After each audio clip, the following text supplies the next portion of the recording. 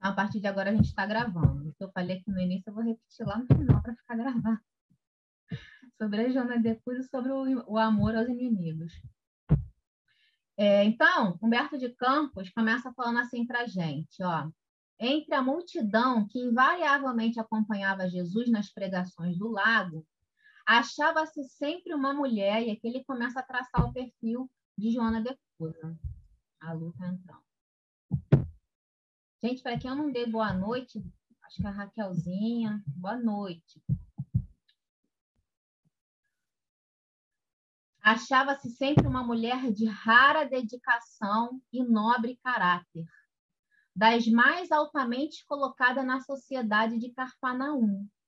Então, Joana de Cusa era assim, nobre caráter, e era uma dama da sociedade, era mulher de Cusa, né? A gente vai ver, tinha uma situação financeira muito boa, né? Mas não deixava de lado a sua dedicação ao mestre, a gente vai ver isso, e o seu nobre caráter.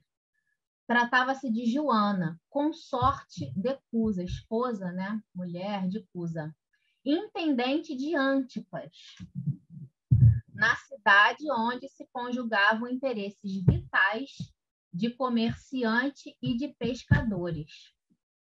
Joana possui a verdadeira fé, contudo, não conseguiu forrar-se às amarguras domésticas, porque seu companheiro de lutas não aceitava as claridades do evangelho.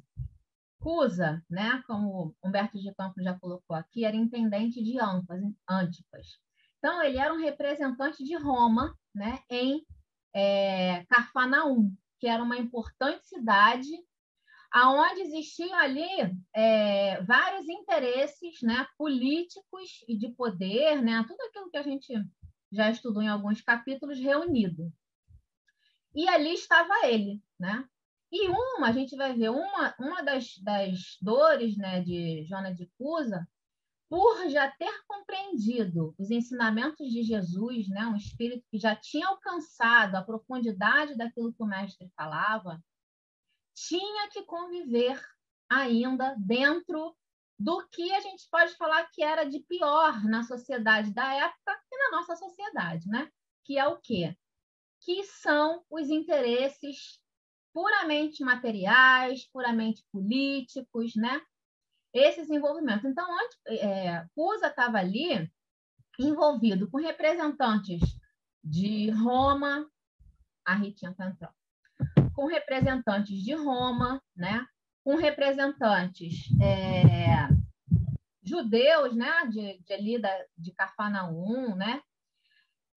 Que eram interesses políticos que envolviam questões de domínio, né? Então, ele tinha que ser muito bem relacionado ali. E para ser muito bem relacionado, né? Você tem que andar por exemplo, em Roma. Em Roma era, do ponto de vista da religião, né?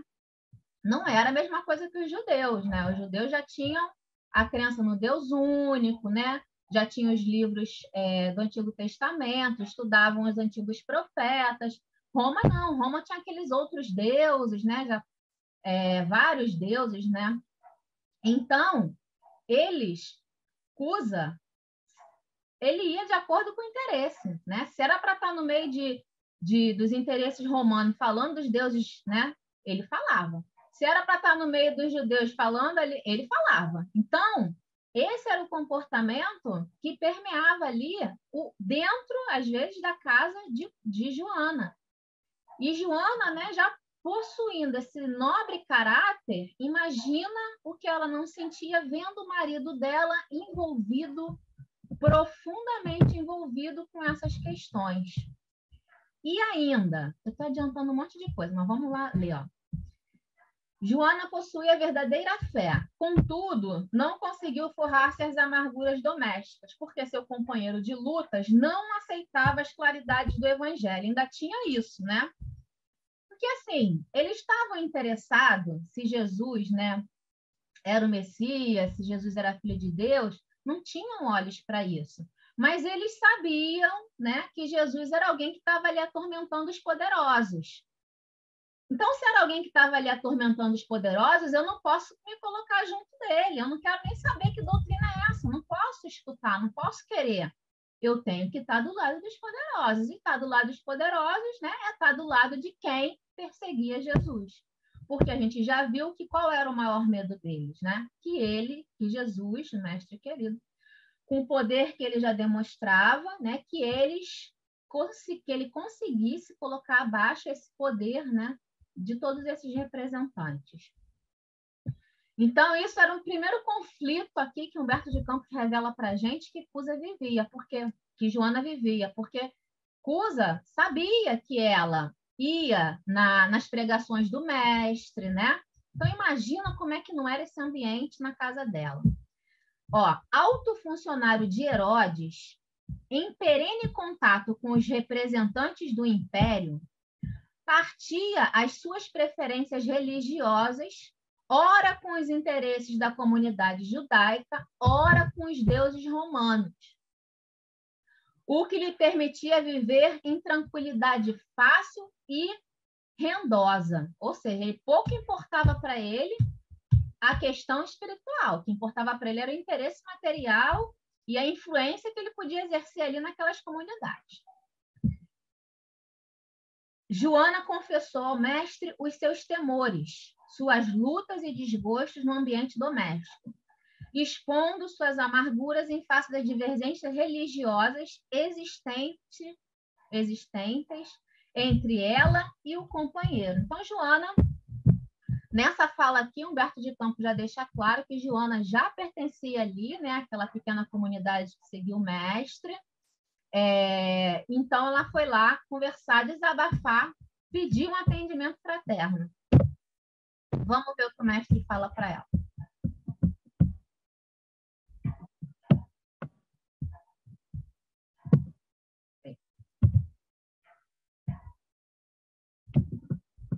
Essa passagem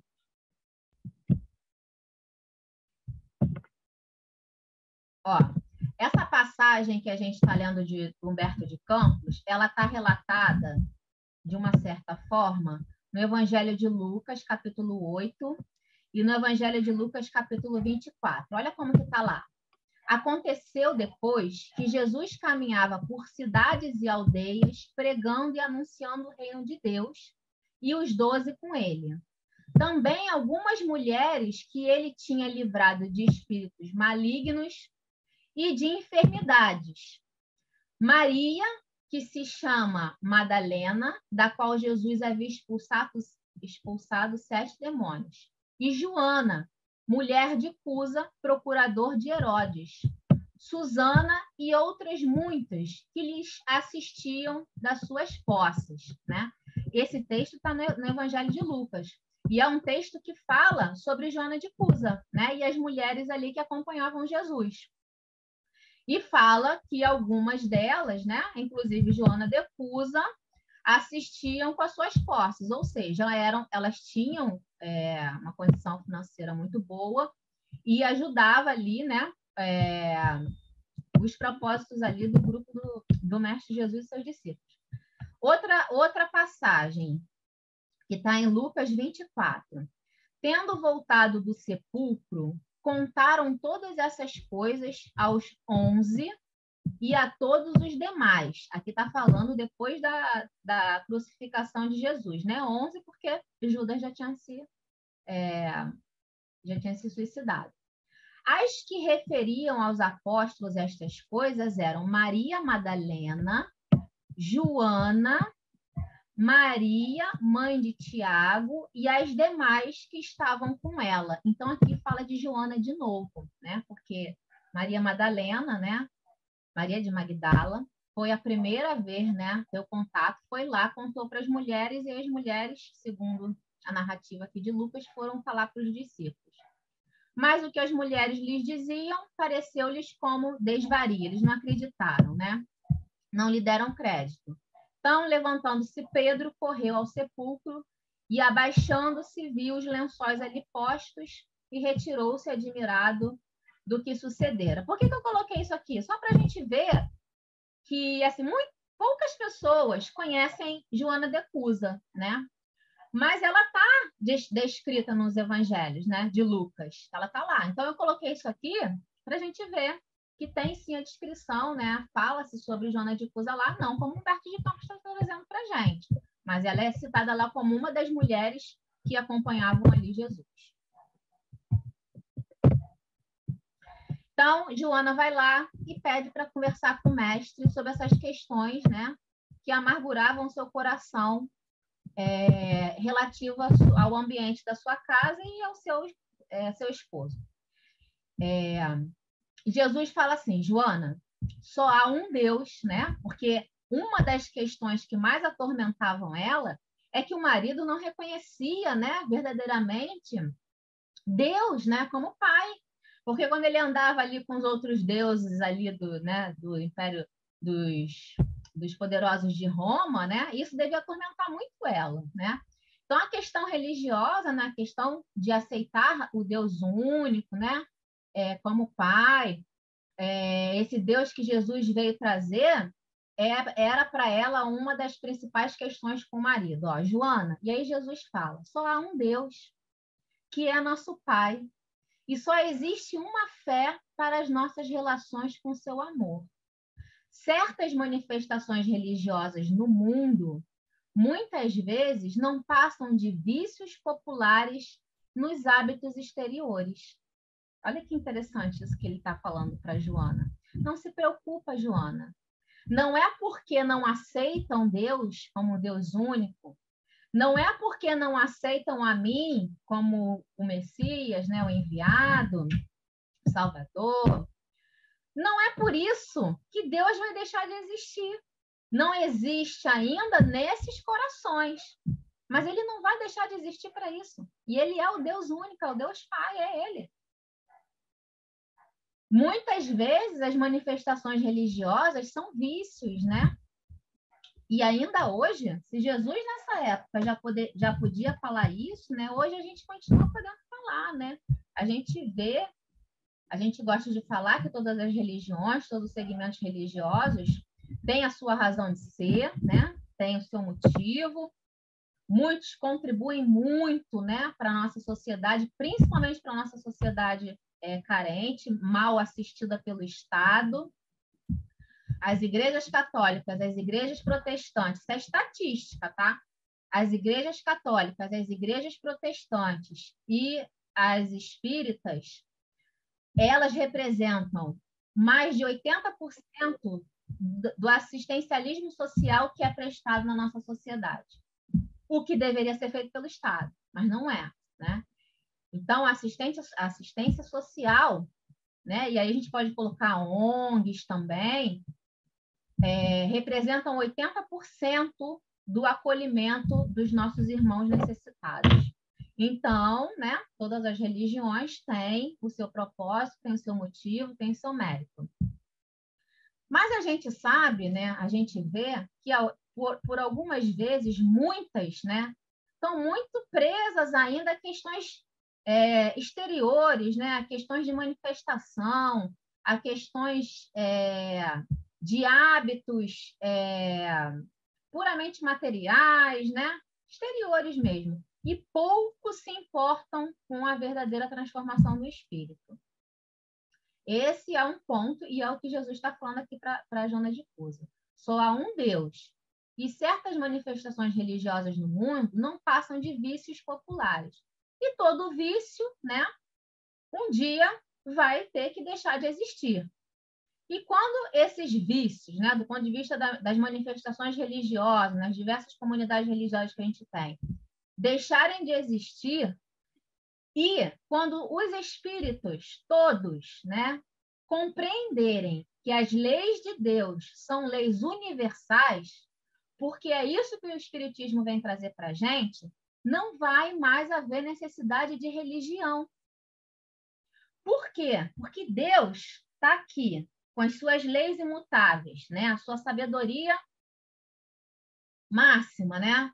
Aqui estão as religiões, tá? E aqui embaixo estamos nós.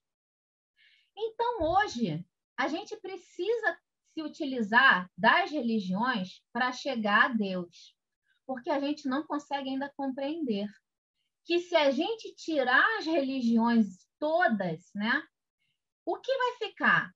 As leis de Deus que regem a humanidade. Então, na verdade, a gente não precisaria de religião nenhuma, a gente só precisaria compreender as leis de Deus. Só que a gente precisa ainda da nossa bengalinha, né? A gente tem que ter a nossa bengalinha para caminhar nessa estrada. A gente precisa ter o centro espírita com a porta aberta, para a gente se lembrar que a gente precisa ir lá, escutar a palestra, beber água purificada, tomar o passe. Porque se não tivesse, será que a gente ia estar tão ligada assim na doutrina, né? Tem que ter a igreja católica para ir lá assistir a missa, né? Ter a sensação de que cumpriu o requisito. Tem que ter a igreja evangélica para ir lá ver o pastor pregar, que aí eu estou cumprindo, aí estou legal. Coloquei o espiritismo nisso aí também, vocês viram, né? Mas o dia que a gente compreender que a transformação é aqui dentro e compreender que entre a gente e Deus não há obstáculo, nem precisa ter intermediário, nós vamos ter uma única religião, que nem vai ter mais esse nome, né? Nós vamos ter simplesmente Deus. Então, é isso que Jesus está tentando explicar aqui para Joana. Calma teu coração. Todos têm o seu tempo. Entre o sincero discípulo do Evangelho e os erros milenários do mundo, começa a travar-se o combate sem sangue da redenção espiritual. Essa frase também que é significativa também. Jesus está falando, olha, eu vim iniciar um processo de esclarecimento sobre a Boa Nova, sobre o Evangelho de Deus. Isso vai ser uma luta de muitos séculos, como hoje a gente ainda está travando, né? Um combate sem sangue. Por quê? Porque é um combate interno, da redenção espiritual, mas não é de uma hora para outra. Agradece ao Pai o haver te julgado digna do bom trabalho desde agora. Teu esposo não te compreende a alma sensível? Compreender-te-á um dia ele vai alcançar. Nessa vida, provavelmente não. Na outra, não sei. Mas há laços que são por muito tempo. E um dia ele vai compreender. É leviano e indiferente? Ama ele a si mesmo.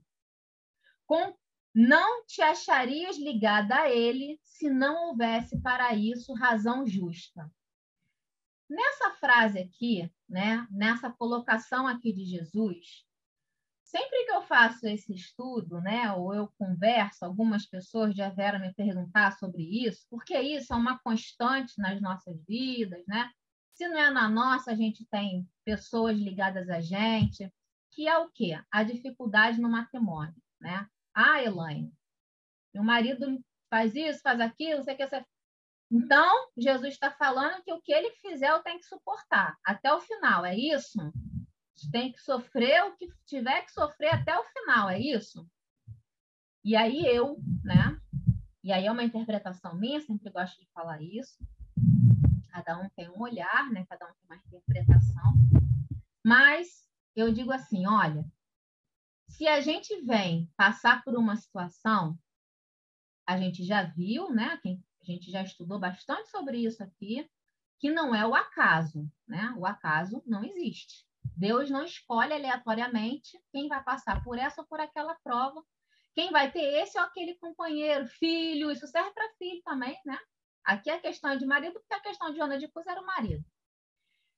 Então, se a gente está convivendo com o nosso irmãozinho, que nessa vida está na condição de nosso companheiro, e ele é difícil, a gente tem alguma coisa aí para resgatar, para aprender, ou até para auxiliá-lo, né? Tem isso também. Tudo bem, mas para mim está demais. Eu não estou aguentando. Jesus, né, fala para a gente, como a gente viu no estudo passado. Deus jamais vai exigir da gente prova maior do que a gente pode dar. A gente faz uma programação reencarnatória e vem, né? Mas muitas vezes a gente não consegue, porque a gente acha que está preparado e vem e não está. Mas a misericórdia de Deus é tão grande que ele concede a nova oportunidade. Então, não conseguiu nessa vida passar pela prova, isso serve para muita coisa, tá, gente? Por exemplo, o homem que tem a prova da traição. Várias vidas traindo as suas companheiras, as suas esposas. Ih, minha bateria tá acabando. Deixa eu só dar um gritinho aqui no meu...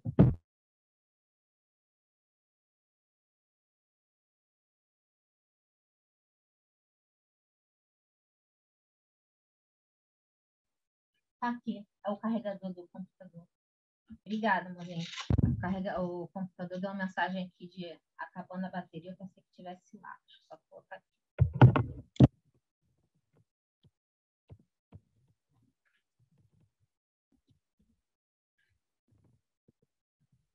Outra situação é essa. Meu companheiro, isso serve para homem e para mulher, né? Porque não é só homem que trai, mulher também trai.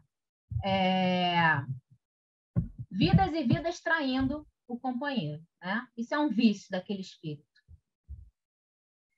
Vem nessa vida e é posto à prova para ver se conseguiu.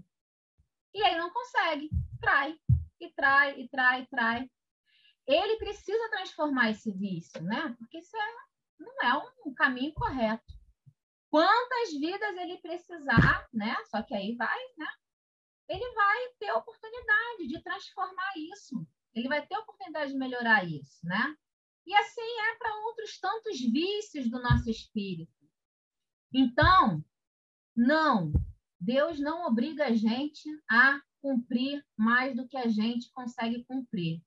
Mas, porém, não conseguiu nessa vida transformar a relação difícil com seu companheiro, né? Não conseguiu, não tem problema, né? Se cuida, se afasta, se protege, mas vai retornar com um companheirinho, né? Em determinada situação, porque ali há uma questão a ser resolvida entre esses dois espíritos, né? Então, não conseguiu nessa vida, vai voltar. Mas talvez volte de uma forma mais fácil, né? Por exemplo, um grande exemplo disso, né? Não sei quem já leu o Nosso Lar, mas no Nosso Lar, quando o André Luiz tem contato com a mãe dele, lá no plano espiritual, ele pergunta, né, mãe, cadê o papai? Né? Onde está? Porque a mãe do André Luiz já estava em outro planeta, né? Em outro plano. Já era um espírito bem mais elevado do que nós aqui na Terra. Mas ela consegue a permissão, ele consegue, né, o mérito de ter a mãe vir aqui encontrar com ele. E aí ele pergunta, mãe, cadê papai? E aí ela fala assim, meu filho, seu pai está numa região do umbral, numa situação muito difícil, com as duas moças que nessa última vida foram amantes dele. E eu já me coloquei à disposição, espírito superior, né, gente? Já me coloquei à disposição, eu vou regressar, eu vou ser novamente esposa dele, vou recebê-lo como companheiro. E essas duas moças que ele passou a vida viciando no sexo, né, no dinheiro, na vida fácil, vamos recebê-las como filhas, que provavelmente serão adolescentes difíceis, né, de serem criadas e conduzidas. Mas eu vou fazer isso pelo seu pai, porque ele é nosso irmão e eu amo ele. Então, né, ela precisava? Não, ela não precisava mais, né? Mas ela queria se colocar à disposição e aí ela regressou e recebeu ele como marido e as duas amantes como filhas.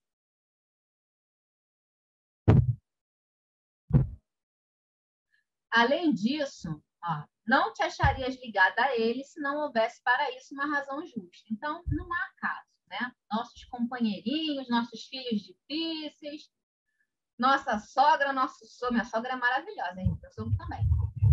Todos, né? Todos aqueles que a gente é obrigado a conviver, que são difíceis, não estão ali por acaso, né? Ou a gente maltratou, ou a gente viciou, ou seja lá o que for, muitas histórias há, 1 milhão de fórmulas, mas a verdade é que não há o acaso. Servindo com amorosa dedicação, estarás cumprindo a vontade de Deus. Falas-me de teus receios e das tuas dúvidas. Deves, pelo Evangelho, amá-lo ainda mais. Os sãos não precisam de médico. Olha isso. Além disso, não poderemos colher uva nos abrolhos, mas podemos amanhar o solo que produziu cardos envenenados, a fim de cultivarmos nele mesmo a videira maravilhosa do amor e da vida. Olha que maravilhoso isso aqui que ele está falando. Ó. A gente não pode colher uvas em abrolhos. Isso também está lá no Evangelho. Não tem de cabeça, mas tem uma passagem que Jesus fala isso, acho que mais de uma vez, em ocasiões diferentes, né? Que ele fala, olha, a gente não pode colher flor no espinheiro, né? Não tem como. Mas a gente pode, sim, trabalhar esse coração, né? Amanhar o solo, que é o que ele está colocando aqui, é trabalhar o coração que produziu cardos envenenados, né? Esse coração que hoje produz veneno, a gente pode sim trabalhar ele. Como? Com amor, com exemplo, com acolhimento, simplesmente com silêncio, né? Porque quer exemplo maior de que quando um quer brigar e você quer manter a paz e você se mantém em silêncio? Gente, não há reação. A frase é antiga, mas é verdadeira. Quando um não quer, dois não brigam, né? Então, às vezes, um simples silêncio já é um grande ensinamento, mas tem que ser um silêncio verdadeiro, né? Aquele silêncio assim, ó, não eu tô em paz, não quero briga com você, só quero seguir o meu caminho. Ou eu não quero me envolver em briga com você, eu quero a paz entre a gente. Só isso. Então, podemos trabalhar esse solo que produziu o caso, a fim de cultivarmos nele mesmo a videira maravilhosa do amor e da vida. Por quê? Porque neste comportamento, né, o espírito que está ali atormentado ou endurecido, ele percebe, né, o comportamento certo, ele sabe qual é o comportamento certo que ele deveria ter. Então, por mais que ele não consiga, a sementinha está lá plantada. Um dia ele vai despertar, né? Tem um exemplo que uma pessoa me contou, né, verdadeiro, que foi o seguinte: essa questão de plantar sementinha no coração, que um dia essa sementinha vai germinar, né, vai despertar ali naquele coração, não nesse aspecto de endurecimento, né, mas, por exemplo, lá na Vila Sapê, onde eu trabalhava, uma vez, não me lembro se foi o Roberto, acho que o Roberto me contou, que era o dirigente lá, que havia uma senhorinha que não faltava palestra, né? Não faltava. Mas ela tinha dificuldade de compreender tudo aquilo que era dito ali, né? Mas ela gostava de estar ali, a sensação, o ambiente, né? Mas ela não tinha muita compreensão. E ela desencarnou. E aí, né, a pessoa que me contou, que eu não me recordo quem foi, falou assim, mas a história eu estou gravada, né? Falou que ela desencarnou e deu uma manifestação na mesa mediúnica. E falou assim, olha, eu não entendia nada do que vocês falavam, né? Mas, quando eu desencarnei e me vim no plano espiritual, parece que virou a chave. Eu compreendi tudo. Tudo se aclarou. Parece que tudo aquilo estava guardado dentro de mim e se engrandeceu. Então, esse é o sentido, né? O exemplo, a fala, a mensagem, fica lá guardadinho. No momento certo vai germinar. E é isso que Jesus está falando aqui, a fim de cultivarmos nele mesmo a videira maravilhosa do amor e da vida.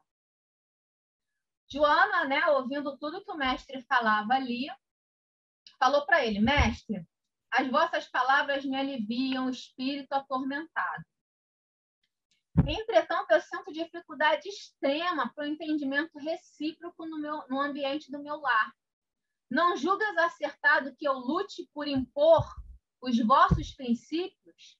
Agindo assim, não estarei reformando o meu esposo para o céu e para o vosso reino? Né? Jonas está falando, não é certo, mestre, eu impor para ele que ele aceite o seu evangelho, os seus princípios, assim eu não vou estar lutando pelo reino, né? Essa não é essa luta que você quer que a gente tenha?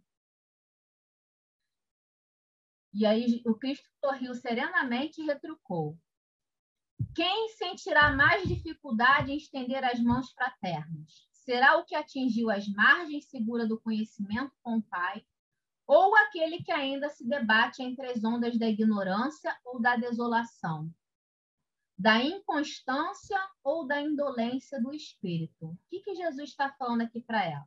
Você tem que conviver com ele, né? É uma prova que você precisa passar, é um irmão que você precisa auxiliar. Para auxiliá-lo, você precisa levar o que para esse ambiente, né?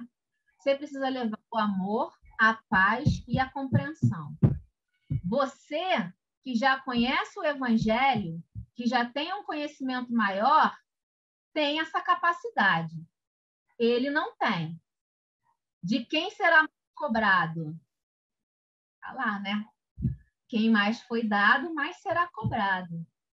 De quem será mais cobrado? Você que já tem o entendimento, que já chegou ali, como ele coloca, nas margens seguras do conhecimento com o Pai, ou aquele que se debate ainda na ignorância, né?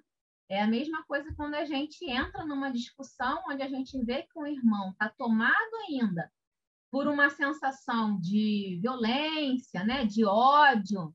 A gente já sabe que isso não é o que Jesus quer da gente, né? Que a gente se envolva nessa vibração. A gente vai se envolver para quê? Se a gente já tem esse conhecimento, se a gente já sabe que o ódio, que a mágoa, que o rancor, que a briga, que tudo isso desequilibra o espírito, que reflete no corpo material, se a gente já sabe disso tudo, para que a gente vai entrar em contenda com o nosso irmão que visivelmente não tem esse conhecimento ainda? Da gente será cobrado. Dele não. Dele não vai ser cobrado. Ele não alcançou isso ainda.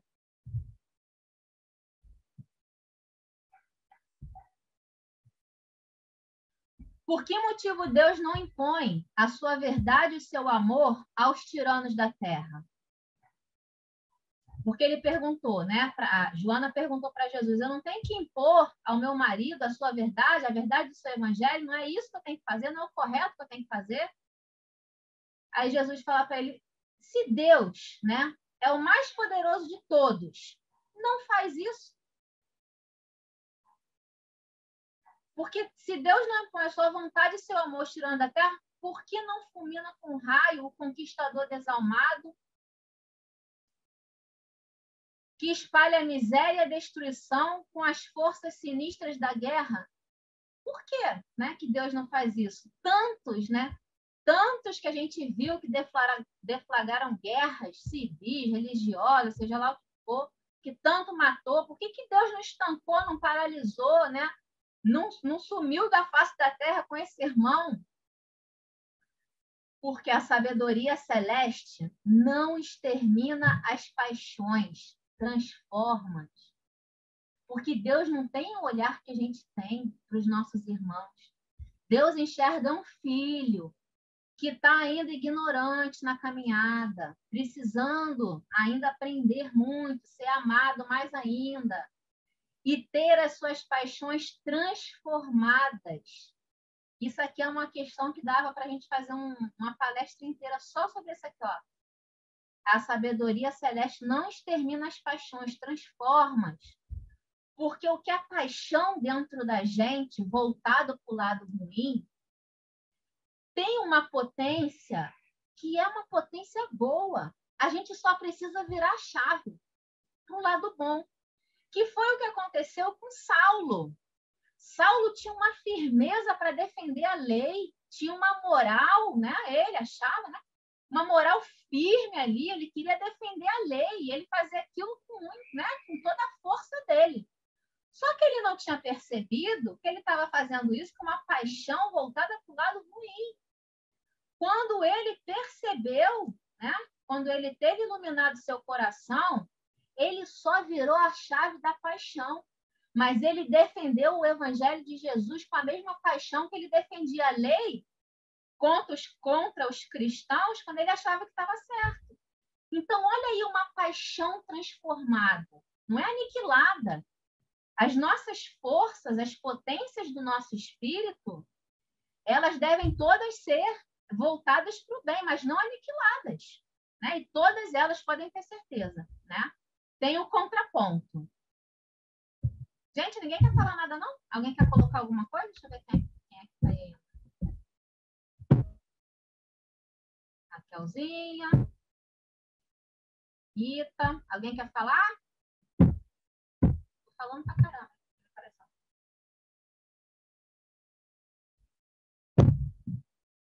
A sua fala está muito boa. Gente, eles são seus ouvidos.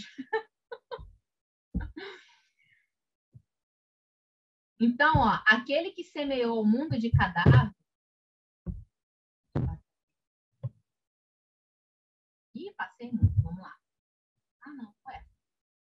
Aquele que semeou o mundo de cadáver desperta às vezes para Deus apenas com uma lágrima.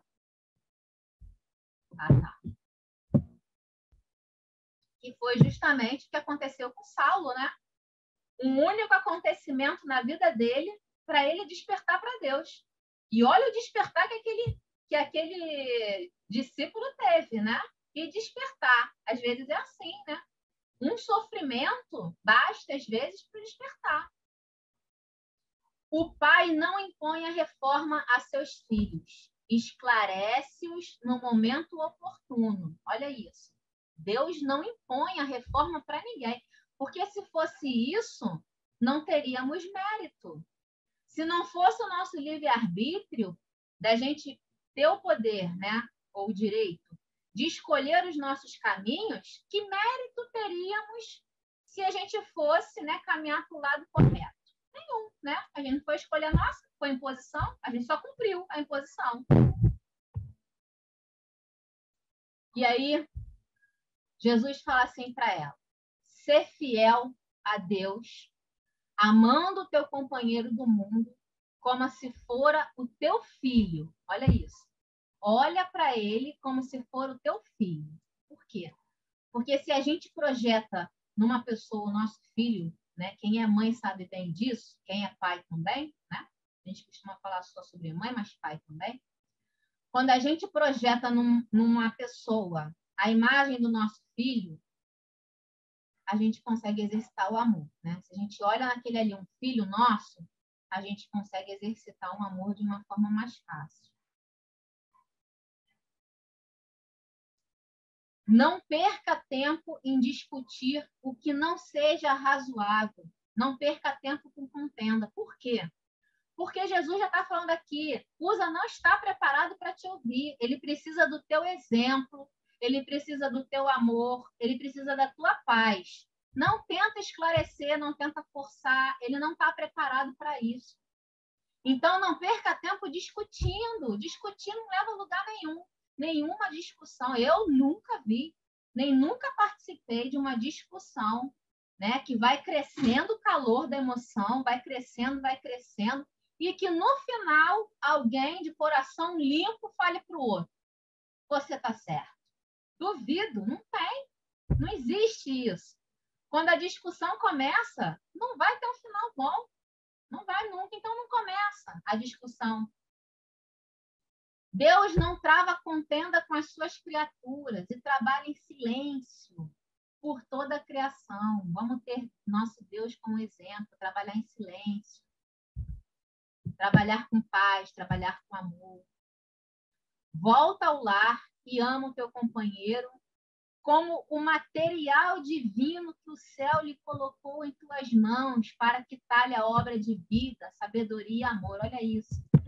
Usa, né? Ama ele como um filho, ajuda, né? Acolhe, porque ele é um material divino para o teu progresso que o Pai colocou na tua mão. para exercitar em você a sabedoria e o amor. Joana de Cus experimentava um brando alívio no seu coração, enviando a Jesus um olhar de carinho e agradecimento, ainda lhe ouviu as últimas palavras. Vai, filha, ser fiel.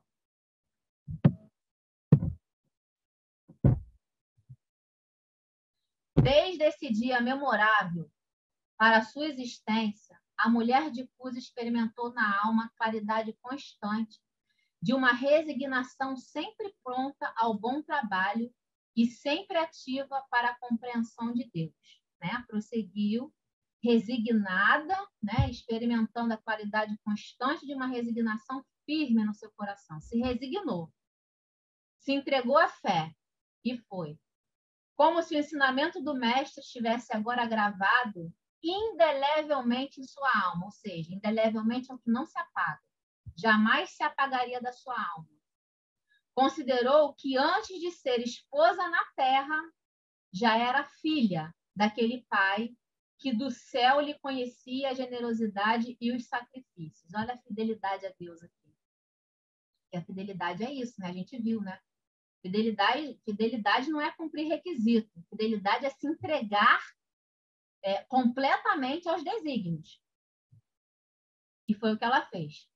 Procurou esquecer todas as características inferiores do seu companheiro, para observar somente o que possuía ele de bom. Né? Não quero olhar para o lado ruim dele. Não quero saber se ele mistura um monte de religião por interesse político, se ele renega Deus, se ele renega Jesus. Não quero ver esse lado dele. Esse lado dele eu não quero. Mas eu quero ver suas virtudes, porque ninguém é 100%, né, ruim. Mais tarde, o céu lhe enviou um filhinho que veio duplicar os seus trabalhos. Ela, porém, sem olvidar as recomendações de fidelidade que Jesus lhe havia feito, transformava suas dores num hino de triunfo silencioso em cada dia. Imagina, né? Ela já deveria viver ali abandonada pelo marido, né? Porque o marido lá muito envolvido com essas questões. Já existia essa divergência, né, entre eles. Ela já devia se sentir sozinha, né? E ainda recebeu um filhinho para amar, para cuidar, mas sozinha, né? Então, isso deve ter sido também para ela uma prova bem, bem grande.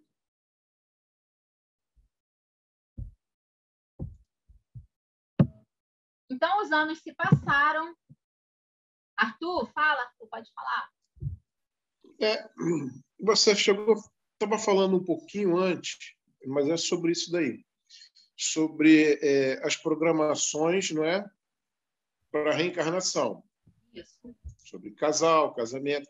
Mas depois que nasce aqui o nosso livre-arbítrio, a gente não pode, de repente, não casar com a pessoa que deveria casar com outra, ou não casar, porque eu acho que a maioria está errando, né? Está errando o alvo.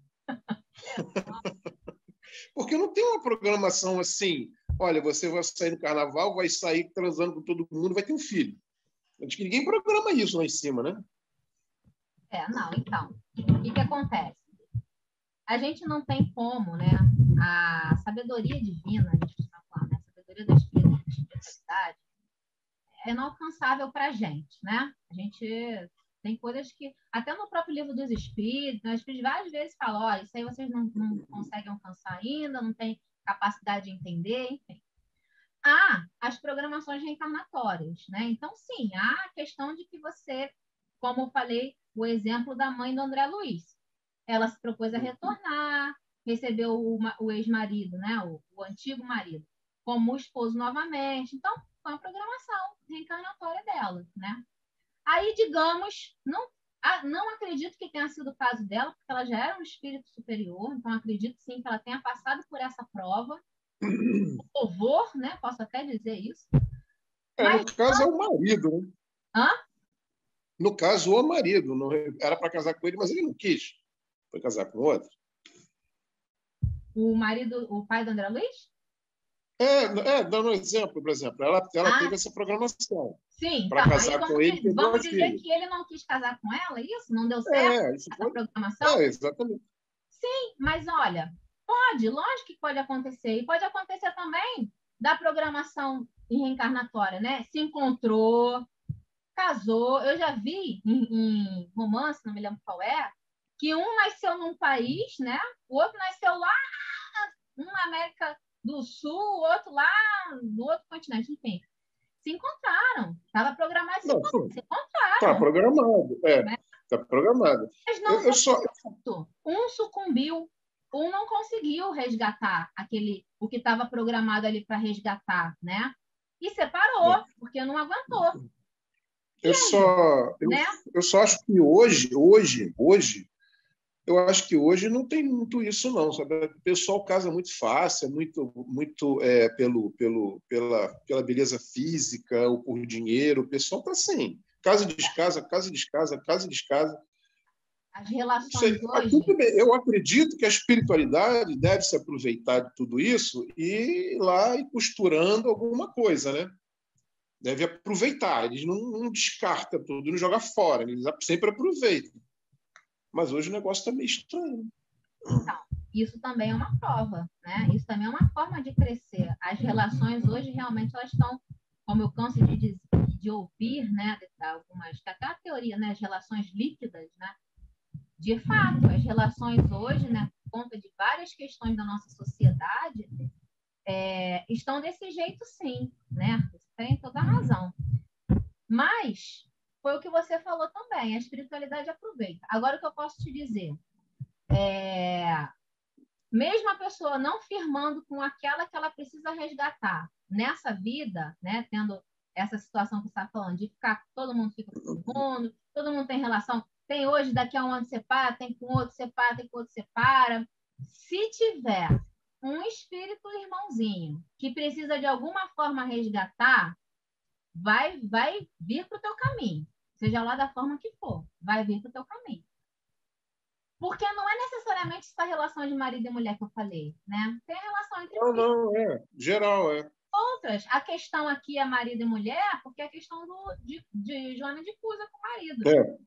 Né? Mas a programação reencarnatória traz para a gente várias situações. É o irmão difícil, a irmã, que aí vira o cunhado difícil, a cunhada difícil, né?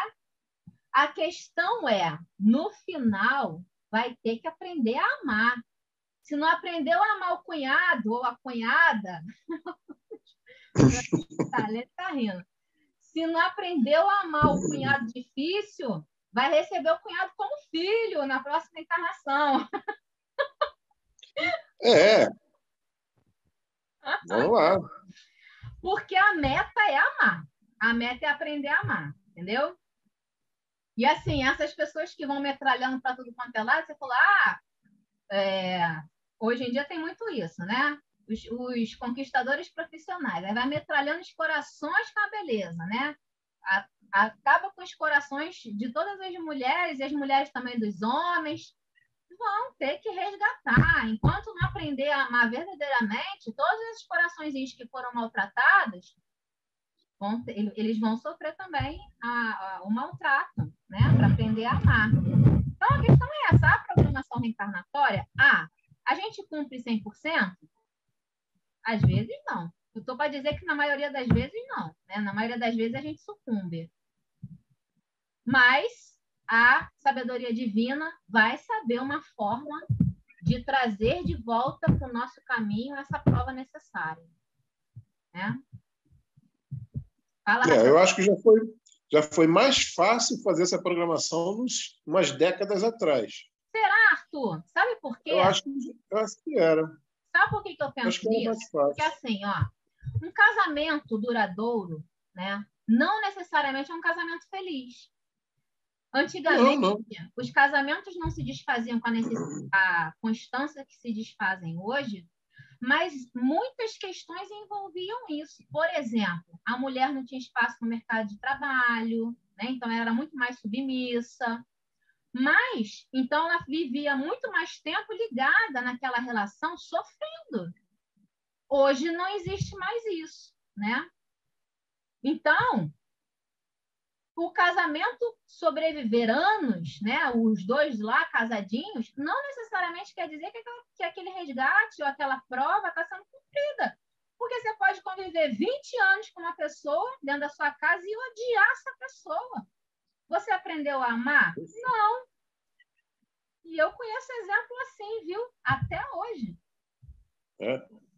Então, assim, os casamentos antigamente duravam mais. Sim. Não, eu digo a programação, porque era mais fácil, acho que era mais fácil fazer uma programação de fulano encontrar ciclana, e assim, vai ter filho, porque não era essa bagunça que é hoje. Hoje o pessoal bate aqui na terra e é você, vem cá, me dá aqui, vem cá, você, vamos para lá. E como é que faz? Quem é? É flechando para tudo quanto é lado. Vai encontrar. Na hora que tiver que encontrar, vai encontrar. Caraca. Não vai encontrar. Dia vai. Se não resgatar ali, vai resgatar mais na frente. Numa encarnação vai apanhar. Vai. Tem que nascer e morrer 200 vezes para entender esse negócio. Eu diria que, com relação ao planejamento encarnatório, até o caos é controlado. É controlado, é. Aproveita, né?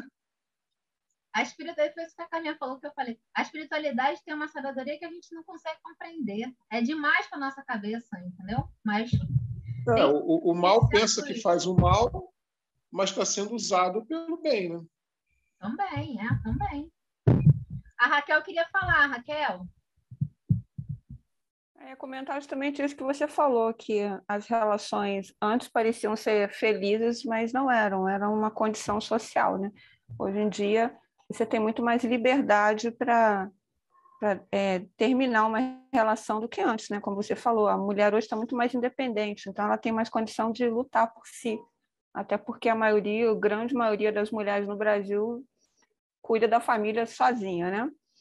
E esse negócio também de falar assim que a gente vai resgatar, acho que fica um pouco pesado para a gente. A gente vai aprender, né? A gente vai se educar, se reeducar, porque senão fica parecendo resgate, que a gente vai ficar sofrendo o tempo todo, que Deus vai fazer com que a gente volte o tempo todo com aquele ser que a gente ainda não... É meio asqueroso, meio abominável, vamos dizer assim, né? No tempo certo, a gente vai se reeducando em outras reencarnações, talvez longe, para quando a gente estiver lá educadinho, direitinho, né? A gente possa falar, não, agora a gente já pode voltar junto em alguma situação, né? Eu não gosto muito da palavra resgate, não. Coisa minha, desculpa. Mas está ótimo o que você falou. Concordo também com você, sim. Porque não necessariamente precisa ser um retorno dessa forma, né, que você falou. Pode ser um retorno quando os dois estiverem mais preparados, né, para se amarem.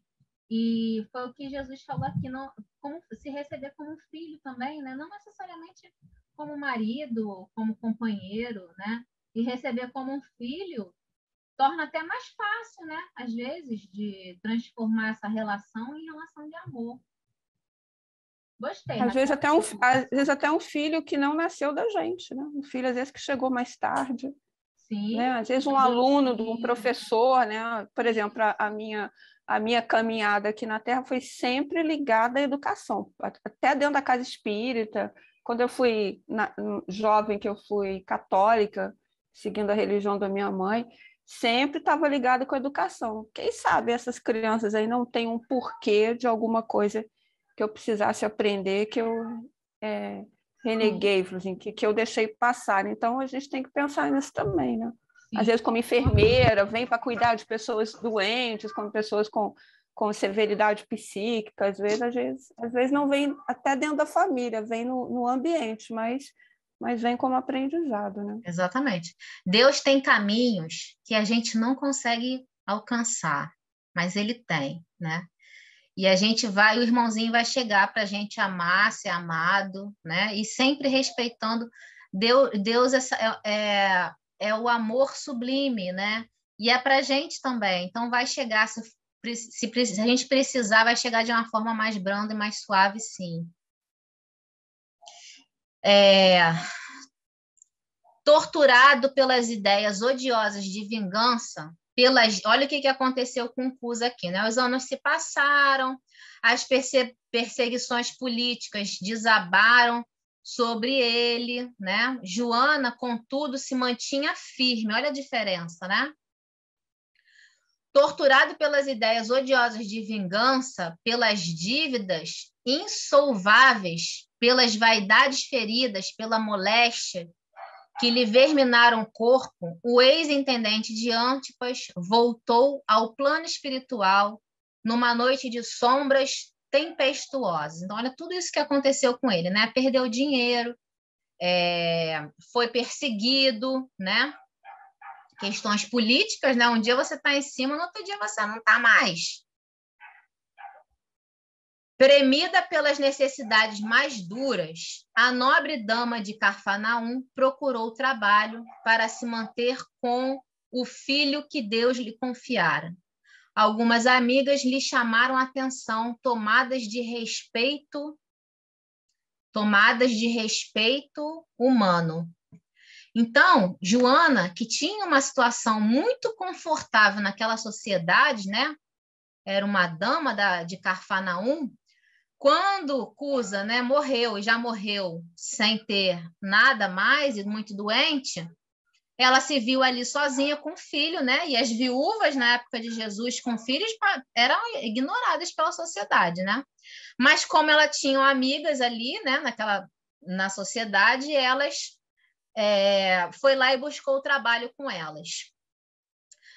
Elas criticaram, mas não deixaram de ajudar. Joana, no entanto, buscou esclarecê-las, alegando que Jesus igualmente havia trabalhado, calejando as mãos nos serrotes da modesta carpintaria e que, submetendo-se ela a uma situação de subalternidade, né, de virar empregada no mundo, se dedicara primeiramente ao Cristo, de quem se havia feito escrava devota. Ou seja, aquilo para ela, o espírito que alcançou a fé e a entrega que Joana alcançou, essas questões não faziam diferença para ela. Ela queria sustentar o filho, né? Cheia de alegria sincera, a viúva de Cusa esqueceu o conforto da nobreza material e dedicou-se ao filho de outras mães. Ocupou-se com os mais subalternos afazeres domésticos para que seu filhinho tivesse pão. Foi cuidar, né? Foi ser babá, cuidar dos afazeres domésticos, empregada doméstica das outras mulheres ali de Cafarnaum. Mais tarde, né, quando ela já estava velha, uma galera romana a conduzia em seu bojo na qualidade de serva humilde. Galera romana é um tipo de embarcação, né? Ela foi presa junto com alguns cristãos. E o que aconteceu com ela? No ano de 68, quando as perseguições aos cristãos, não dá para ler aqui, vamos encontrar Joana, né, num dos espetáculos sucessivos do circo, uma velha discípula do Senhor, amarrada ao poste do martírio, ao lado de um homem novo, que era seu filho. Ou seja, ela foi presa, porque nessa época as perseguições aos cristãos estavam ainda muito viva, né? Ela foi presa e foi levada ao circo romano, que era ali onde a gente sabe, né? Que eles prendiam, torturavam, jogavam nas feras, queimavam. Então, ela foi levada para lá com o seu filho, ao lado de um homem novo. E lá começou o seu derradeiro martírio. Abjura! Exclama o executor das ordens imperiais, de olhar cruel e sombrio. Abjura era um termo que eles usavam que significava renega. Diz que você não é cristã, né? Renega Jesus, renega. Abjura significava isso, significava negar Jesus, a doutrina de Jesus.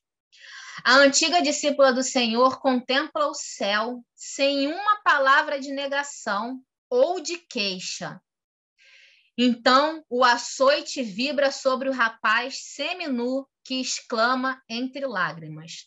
Não foi por acaso que eles prenderam seu filho próximo dela e começaram a açoitar não a ela, mas a ele. Porque dói muito mais numa mãe ter o seu filho açoitado na sua frente do que você própria ser açoitada, né? Então, eles começaram a chicotear. Fala, Raquelzinha. Bom, se isso aconteceu no ano 68, foi lá naquela época do Nero lá, que vocês lembram que ele perseguiu os cristãos lá. Já tinha passado quase 30 anos que ela tinha conversado com Jesus, né? Sim. Então, a gente vê que foi um ato de fidelidade, assim, só exigido de grandes espíritos, né? Se a gente coloca nesse lugar, né, a gente pensa, caramba, meu filho ali, o que você ia fazer? Não é? Então, ela bebeu da água viva mesmo, né? E se saciou, né? Se a gente pensar nisso, né? Que nem a samaritana lá, né? E ela provou verdadeiramente que o amor que ela tinha por Jesus era muito maior do que o amor que ela tinha pelo próprio filho, né? Eu acho esse desafio lindo, né? Ela fazer isso, né? Quer dizer, e depois nas outras reencarnações dela, a gente vai ver que essa fidelidade a Deus fica presente, né? Fica marcada em todas as outras reencarnações até ela chegar em Joana de Ângeles, né? É. Quer dizer, ficou... Porque exatamente, o que penetra verdadeiramente, por isso que a lei, né, ela é sempre de progresso, né? Nosso progresso como espírito nunca retroage, né? Nunca vai para trás. É sempre um progresso. Você pode estagnar, mas o que verdadeiramente penetra no espírito não se transforma mais. Se transforma para melhor, né? Mas não regride. Então, ela, de fato, a gente nem... Vamos terminar aqui. Ô, Carlinha, quer falar? Fala. Ela, de fato, né? Recebeu o evangelho, recebeu Jesus, teve fidelidade a Deus, né? Exercitou isso durante esses 30 anos, mais até, né? Exercitou isso durante esses 30 anos, né? Então, trabalhou o seu coração, como Jesus falou, né? Pega esse instrumento que Deus lhe deu e usa ele para trabalhar o seu coração, trabalhou e chegou até aqui com essa fé toda. Fala, Carlinha. Tem uma palestra do Divaldo, onde ele dá o depoimento pessoal dele de que Joana de Ângeles seria Clara. E aí você vê que após essa reencarnação dela como Joana de Cusa, quando ela vem como Clara, Clara já era uma jovem em tenra idade que tinha um amor pelo Cristo, né? Pela paternidade divina de uma forma tão firme dentro de si que ela foi quem foi, né? Claro, o grande sustentáculo de Francisco. Então, assim, como a Raquelzinha falou mesmo, em todas as encarnações posterior a Joana, esse espírito mais que especial teve Jesus muito firme dentro do seu coração, né? Sem titubear em nenhum momento. Sim, verdade. Foi o maior exemplo em todos eles, né? A característica mais forte é justamente essa fidelidade a Deus. E depois de Clara, ela reencarna no México e ela foi a primeira feminista defendendo os direitos das mulheres. Olha isso. Direito, inclusive, de estudar, né? De entrar na universidade, de estudar. Foi a luta constante dela. É a maior poetisa... Quanta coisa ela aprendeu com essa vivência lá com Cusa, né? Ela, enquanto Inês de la Cruz, também foi o diferencial, né? Então, assim, você percebe que é um espírito especial desde sempre, né? Eu fico, assim, imaginando como essa ascensão, né? Porque, assim, quando a gente tem essa clareza, né? Igual ontem a gente estava ouvindo na palestra, né? Quando a gente tem a clareza da paternidade divina, do quão é simples isso, a coisa se solidifica, ponto, ninguém muda mais. Entendeu? Verdade. Vamos ver o que a Carlinha e a Raquel estão falando, hein? De Joana de Cusa, que a gente chegou no final, não, ainda não chorei. Ó. Então, vamos tentar fazer esse exercício que a Raquel falou. A gente está preso num poste, no meio do circo romano. Nosso filho está preso na nossa frente, sendo açoitado. O soldado falando para a gente, abjura que eu te solto e solto teu filho. E o seu filho vira para você e fala assim, repudia Jesus, minha mãe. Não vê que nós perdemos? Abjura por mim, que sou seu filho. pela primeira vez, ela nunca havia chorado, né? Dos olhos da Marte corre a fonte abundante das lágrimas. Não há coração, né? Por mais firme que resista, né? Assim, na dor, né? Porque uma coisa é você ser fiel e ser firme, mas não quer dizer que a dor não estava ali, né? Não quer dizer que não estava doendo. Pela primeira vez, dos olhos da Marte corre a fonte abundante das lágrimas. As rogativas do filho são espadas de angústias que lhe retalham o coração. E a voz do filho, abjura, e do soldado, abjura. E ela ouvindo aquilo. Olha a pressão, gente, emocional, dolorosa que essa mulher passou. Eita. Não, e o lado dela, os cristãos queimando, os outros presos Queimando já, ali, é. imagina. Todo mundo gritando, deve ter sido uma cena assim, muito dolorosa. Gente do céu, muito dolorosa. Os verdugos lhe incendiavam em derredor achas de lenha embebidas em resina inflamável. Em poucos instantes, as labaredas lamberam-lhe o corpo envelhecido. Joana de Cusa contemplou com serenidade a massa de seu povo que não lhe entendia o sacrifício. Os gemidos de dor lhe morriam abafados no peito opresso. Os algozes da Marte cercaram-lhe de impropérios a fogueira. E aí um falou para ela assim, ó, o teu Cristo soube apenas resignar-te a morrer? Perguntou um dos verdugos. A velha discípula, concentrando a sua capacidade de resistência, teve ainda forças para murmurar.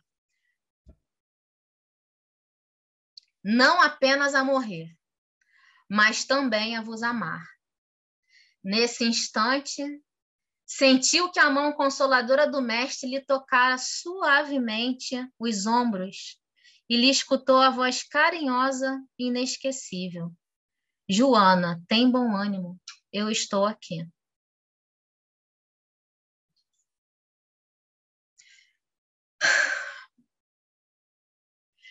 Dá para amar o inimigo ou não dá? É um exemplo de amor ao inimigo ou não é um exemplo de amor ao inimigo? Tudo bem, é um amor que a gente não consegue compreender ainda, né? Mas não me diga que quando Jesus falou que era para amar, era só para respeitar. Porque não era, era para amar.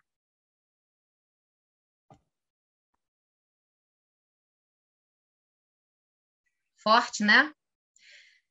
Esse é um dos capítulos mais fortes para mim de toda Boa Nova, né? Vai ter Maria de Magdala, mas esse para mim é um dos mais fortes por esse exemplo. Eu não consigo me imaginar suportando essa dor e suportando a dor de um filho dessa forma, né? Com tanta fé, com tanta força. Eu tenho umas vidinhas ainda para galgar para conseguir alcançar isso. Eu ouvi certa vez uma palestra que eu achei bem interessante. Eu vou replicar o que o palestrante falou, tá? Mas eu não procurei ver se isso era verdade. Eu gosto sempre, quando eu falo é isso, é porque eu procurei a fonte. A fonte é uma fonte segura, né? Que a gente conhece, enfim. Mas o que esse palestrante falou, eu não fui pesquisar, mas me tocou bastante o coração. E eu acho que provavelmente, né, tem muita chance de ser verdade. A gente sabe, né, a gente leu lá nos primeiros capítulos, tá quase na hora, né, Helene e Francisco? Já vou terminar, peraí. A gente sabe que lá no primeiro capítulo, sobretudo, né, na introdução, quando fala que Jesus se aproximava, né, na grande missão de reencarnar na Terra, que ele foi auxiliado, né, por espíritos que já faziam parte de uma falange de espíritos superiores, né, preparados já. Não estou falando dos discípulos, não, tá? Estou falando de outros maiores, né, do ponto de vista da superioridade moral do espírito. Esse palestrante, ele falou um número de 100. Não sei de onde ele tirou esse número, tá? Mas, colocando de lado a numeração, né?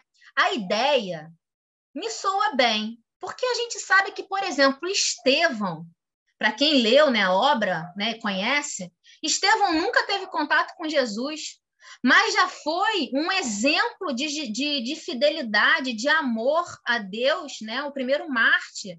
Aquele espírito encarnou nessa época de Jesus, com certeza já veio para amparar essa missão do mestre.